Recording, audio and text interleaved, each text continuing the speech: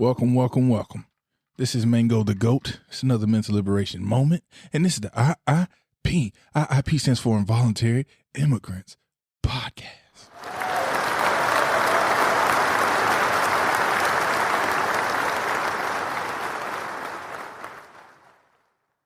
I want to talk to y'all about corporations and why I fucking hate them.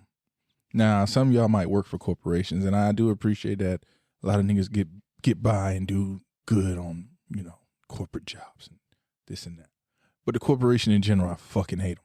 And I was looking at this whole situation, talking about like Ye and how much money like Adidas is willing to lose in cutting ties with them. It's billions, right? And it's all because he said something anti-Semitic, right? But it comes down to nobody's calling him a liar. I said that last episode. Nobody's calling him a liar. It just offended the fuck out of Jewish people, the shit that he was saying. It offended them. I don't know why. Puzzles the fuck out of me, but they were so outraged and offended. So Adidas said, we got to cut ties with him. But the thing is, right, they didn't cut ties when he offended the majority of black people. Now, granted, I agree with a lot of the shit he said that, my people was offended by. One of the things being slavery was a choice. We got offended by that, but look at this, right? When it comes down to slavery, there was 3 choices, right? And they all fucked up. That's the truth of them. All 3 choices we had were fucked up. One of those choices was be a slave. The next choice was kill yourself. And the third choice was fight till they kill you. Now, I'm not saying those are good choices at all. I'm saying those are fucked up choices. But those are the 3 choices that were presented. So I don't know if that's what he meant when he said slavery is a choice or slavery sounds like a choice. But when I heard him say that, I thought of those are the only 3 options. If it's 3 options, then there's 3 choices to be made. So I think a lot of us heard that and said, slavery is a choice that we wanted. That's what a lot of us heard. I took it as something totally different. I took it as there were literally 3 choices. It was fight to the death, kill yourself, or succumb to this power above you. The next thing that he said was Harriet Tubman didn't free the slaves. She just took them north to new masters, something like that, paraphrase. And I said, I believe that too. Because indoctrination teaches us like the South was so bad, but the North was like heaven. And that's bullshit. That's bullshit. The Confederacy only lasted for like less than 10 years. I think the Confederacy stood up less time than Nazi Germany. So how do you explain them other 500 years? So the South wasn't no different from the North. And they keep selling us this shit. Like, no, y'all treated niggas like shit everywhere. So her taking niggas to the North, her taking Negroes to the North, they go up North and they basically doing like, it's almost similar to sharecropping. It's just we could smile and dance a little bit more up North than we could in the South in front of the masters. But the whole shit's everywhere is fucked up because everywhere we go, we are used. In North America, there was no North America without us. But so looking at the corporate deal, I saw this picture of Martin Luther King, and this is when the boycotts was going on. There was a bus with Pepsi on the front, and that was a segregation bus. And it took me to George Floyd. Now, I know this seems like I'm all over the place, but I swear to you, it's a connection. The thing with George Floyd, I'm against George Floyd being used as a martyr or a hero or whatever these corporations got a hold of his dead body and tried to make him out to be. But the one thing I give to this situation is it was proof to our pain ain't heard. Our pain is never heard. When he's saying I can't breathe, it was ignored. Say George Chauvin actually took a second and listened to him say, I can't breathe, and just moved his knee off his fucking neck. It's a whole different conversation that we're having. It probably don't even blow up the way it did because nobody would have gave a shit that they were doing this to a convicted felon drug addict, allegedly. So it took him to die for people to be sold this emotional shit. And who capitalized the most? It was like Black Lives Matter and the corporate movements. They capitalized off our pain and did nothing for us in return. They just made a very uncomfortable topic in the media. What a coinky dink that was during election time. Because George Floyd, some of y'all may not believe this or not, but George Floyd ain't the first nigga to be killed. Shit happens all the time. Right?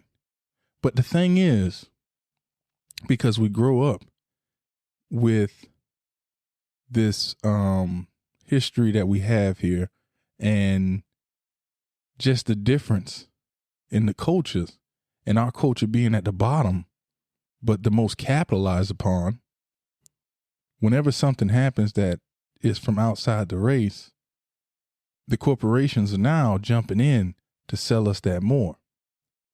We should be just as outraged when a white person kills a black person. We should be just as outraged at that as we are when a 14-year-old boy shoot another 14-year-old boy and they both black. We should be just, because that's death, man. Death is death. And it to me, it hurts me worse when it's black people dying. I don't care who killed them. Who killed them don't make me madder. It's the fact that that's a black life that's lost. That's the issue. So this whole thing about the white man killed black people, yeah, that happened. That's fucked up. That's beyond fucked up. You know what hurts me more than that is seeing this black brother whose mind is in the system. His mind is gone. He's culturally what these corporations set him out to be. Kill another brother. And that shit's painful to me. That shit hurts worse than seeing a stranger kill a brother. And ask yourself, what hurts worse? Seeing a family member kill a family member or a complete maniac stranger kill him? That's the pain behind it. So back to the corporations, you look at like the toxicity in rap music, right? Where we have, drill and all this shit. And it's all about nigga kill nigga, kill a nigga, kill a nigga, kill a nigga, kill a nigga, kill a nigga, kill a nigga, kill a nigga. Smoke this pack, smoke that pack, that nigga pack, this pack, I smoke this pack, that pack. And it's just all this death. That's the whole point of drilling. I asked somebody, what's the difference between trap music and drilling? He said, well, trap about getting money, drilling about killing. Okay. Corporately backed was both of them. Corporately backed, like the record companies got behind them shits and went full throttle. Right? And we got all these killing rap niggas. Rapping, killing niggas. We got all of these people. I didn't start really looking at the corporate aspect of it until I realized, God bless his soul and rest in heaven, but young Dolph was murdered before George Zimmerman. It's easier to kill a slave than to kill a master. So I was looking at it, well, from a political aspect of it, we the only people, Negroes are, where our pastors, reverends and shit run for office. The Mexicans don't have reverends and pastors that run for office. Chinese people don't do that shit. The Jews don't have rabbis running for Senate and shit like that. I haven't seen them. But we the only people where that's who predominantly runs, it seems like. Right? And then that made me wonder why it's like that. And then I thought about how when they first gave us the Bible, they didn't really give us the Moses story, let my people go and all that shit. They gave us the shit that say like, slave obey your master or whatever the verse went. And then you wonder why all of our people that are supposed to represent us are pastors. You see what I'm saying? None of them want to talk about reparations. None of them want to talk about shit like that. They want to talk. They want to get in the room and fit in. And most of these pastors, like your Reverend Al Sharptons and all this and that, what do they do for a living? They pour concrete, then go on CSNBC? Fuck no. The ambulance chasers. But it goes into the corporate value because who gonna cut the check? The corporation. I remember when the whole shit was happening with Trayvon, and them niggas down there was mad. They was outraged that this little boy got killed and that dude wasn't arrested. And they was mad. And somebody said, "We gonna burn this motherfucker down." I seen Reverend Al Sharpton jumped on the podium. He said, "Hold up now. No, none of that. We ain't gonna do none of that. You know, we are the peaceful protest. We ain't gonna do none of that." Go back and watch it. I'm pretty sure the video's still there. Like, I'm not even exaggerating. That's how the shit went. So the corporations want to push you to that emotional brink. Push you to that emotional brink to where you feel like you want to tear shit up. And then they're going to ask you for something. Like I said, George Floyd, his murder just so happened to come on election year. I'm willing to bet you a year before that you could have found, you know, niggas getting killed by cops and all that shit. You could have found that then. You could have looked during the Obama administration, found that then. You could look during the Joe Biden administration and find that then. That's something that's repeated throughout history. But why was it his was so hyped up? Why was it that his was so hyped up? And other people say, well, because that's the first time you saw it happen on video. Well, you know, no, it wasn't. We've seen that shit happen. That was just fucked up. The whole thing was just fucked up. But like I say, it goes in these corporations because look, Black Lives Matter gets that shit on Madden, that shit on this, that shit on that. They make all this money. They make all of this money off of this movement. And what did they do for the black community besides make a conversation? You think them making a conversation for some shit that we knew already was worth it? It was a scam. And emotionally, corporations don't give a shit about us, but emotionally they benefit off us. And I'm real firm on that stance. And back to looking at like Ye's situation, like I said, they made so much money off of him. But when he upset a certain people, it was like, oh, you can't say that. Can't say that, Ye. So it didn't matter when he emotionally was bothering these people. When he emotionally bothers these people, oh, we got to cut ties. So you willing to lose all that money now that you was capitalizing from? Because keep it real, the Yeezys was competing with the Jumpmans. And look, us niggas love Jumpmans. I still get J's to this day. People say, Michael Jordan don't care about black people. Cool. That's his business. But I know when I was little, I got picked on for not having them. So now that I got that sack, I get them.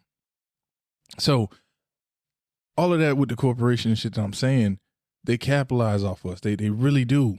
And election years, you can't tell me you don't think these people don't have a candidate that they really fuck with. Not just that, right?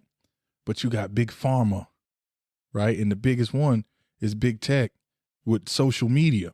All of them pretty much circ and jerk each other, keeping it real with you. Because look at how they push the Kung Flu shot.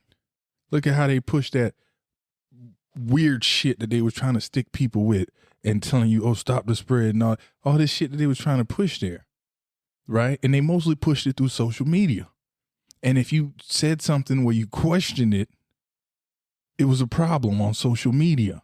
And social media had the ability to flag you this way, flag you that way, shut you up here and there. Now think about this. That cancel shit that Ye was speaking on, a prime example of that. I'm going to give you the best example. The president of the United States, and shout out to Rizza Islam for making this point, but the president of the United States, we look at him as the most powerful man on the planet. That's how we see him.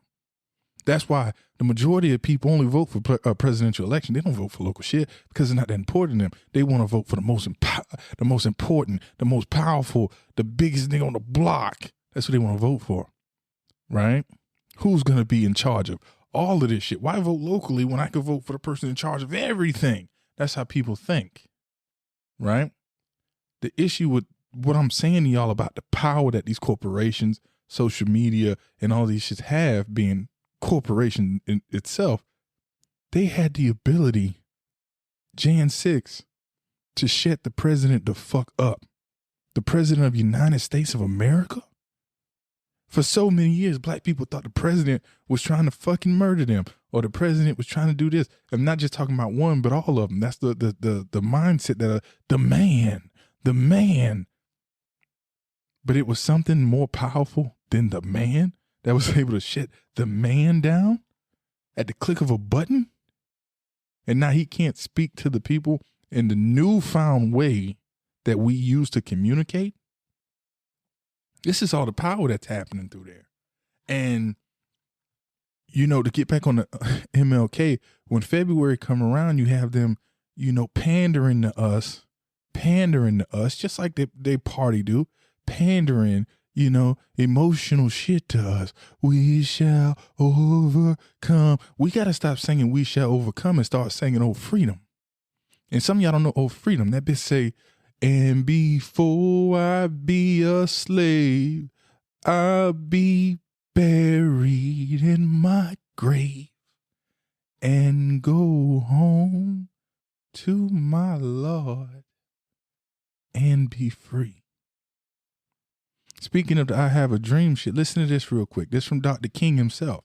Listen to this. At the very same time that America refused to give the Negro any land, through an act of Congress, our government was giving away millions of acres of land, which meant that it was willing to undergird its white peasants from Europe with an economic floor. But not only did they give the land, they built land-grant colleges with government money to teach them how to farm. Not only that, they provided county agents to further their expertise in farming. Not only that, they provided low interest rates in order that they could mechanize their farms. Not only that, today many of these people are receiving millions of dollars in federal subsidies not to farm, and they are the very people telling the black man that he ought to lift himself by his own bootstraps. Now, when we come to Washington in this campaign, we are coming to get our check.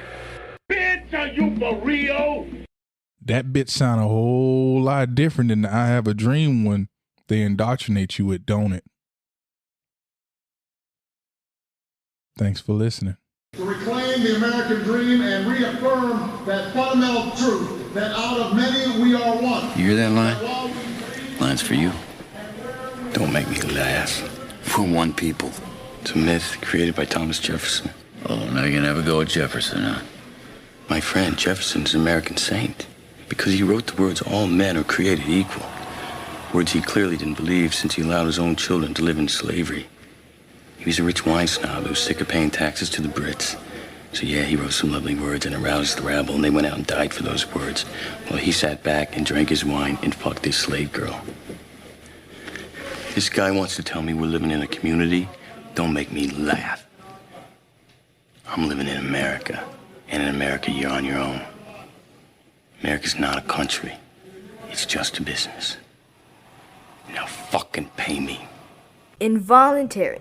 Done contrary to or without choice. Involuntary. Immigrant. Done contrary Definition to 1. or without choice. A person who immigrates. Involuntary. Immigrant. Done contrary Definition to 1. or without A choice. person who comes Done contrary to or without choice. Done contrary to or without choice. Done contrary to or without choice. Definition 1. Immigrant. Definition 1. Unknown. Person who established. Unknown. Unknown. Established. Trying to free your mind. What white people have to do is try to find out in their own hearts why it was necessary to have a nigger in the first place. But if you think I'm a nigger, it means you need it. The question you got to ask yourself, the white population of this country has got to ask itself, North and South, because it's one country, and for a Negro, there is no difference between North and the South. There's just, a difference in the way they castrate you. Trying to free your mind.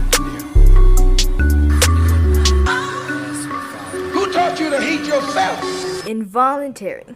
Done contrary to or without choice. Immigrant. Definition 1. A person who immigrates. Definition 2. A plant or animal that becomes established where it was previously unknown.